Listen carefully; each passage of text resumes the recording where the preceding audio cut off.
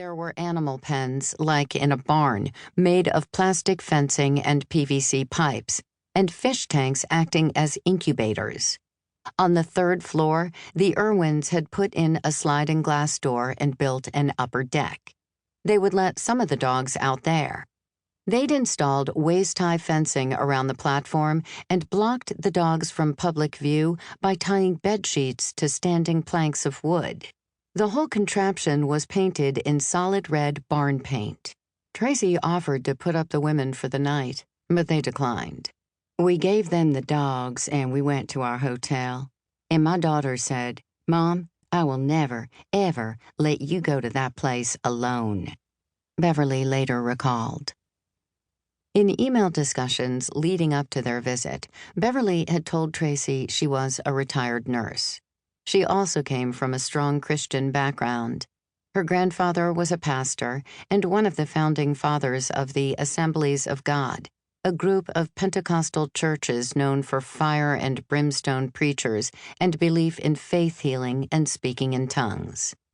Beverly found Tracy interesting because she was extremely intelligent. She was a penny stock trader. She was handy around the house and had even built their air purifier. Tracy had worked a few years as a nurse's aide and was trained in CPR. Tracy had previously confided in Beverly that her husband was ill. When Beverly visited the church the day after dropping off the dogs, Tracy brought out Jerry. Beverly talked to them about church politics and legalities. "They were very worried about that," she said later. "They wanted to see the kingdom passed from Jerry to Tiffany smoothly, and I gave them a little bit of advice on how to do that. It was more moral advice." Jerry couldn't speak, but he could understand and nod his head. He had little control of his bodily functions.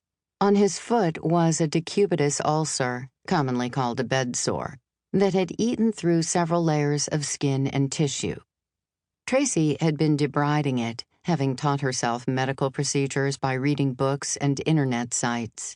She'd also been ordering medications from Europe. Beverly was impressed that Tracy had been correctly using the medications and doing the procedures without formal training, but she cautioned her against it. Tracy told her that they couldn't get physician coverage and didn't believe in taking Jerry to a doctor. They believed in faith healing. Well known in the Mishawaka medical community, Beverly convinced Tracy she could connect her to a doctor who would at least steer her in the right direction and order the medications.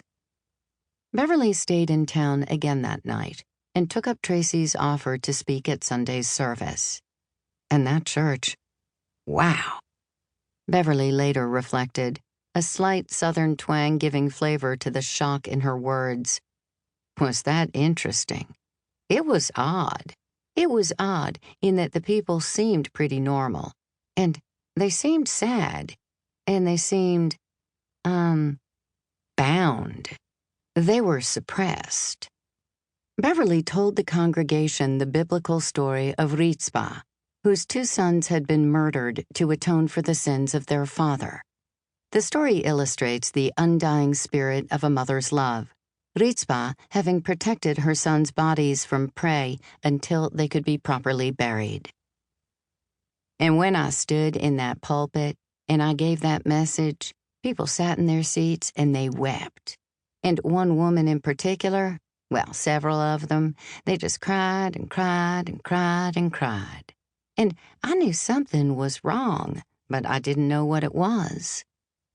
Beverly wouldn't know until 2015, after news reports of the church broke internationally. And I realized it was the first simple gospel message they'd heard in years. At the end, she gave an altar call, an opportunity for people to come forward for personal prayer or to give their lives to Jesus. During a typical service back home, Beverly would see a handful of worshipers at the altar.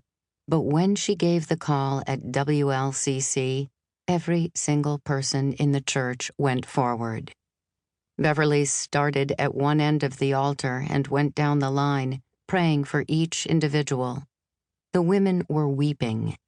I just knew that they were wanting something from me, and I didn't know what to give.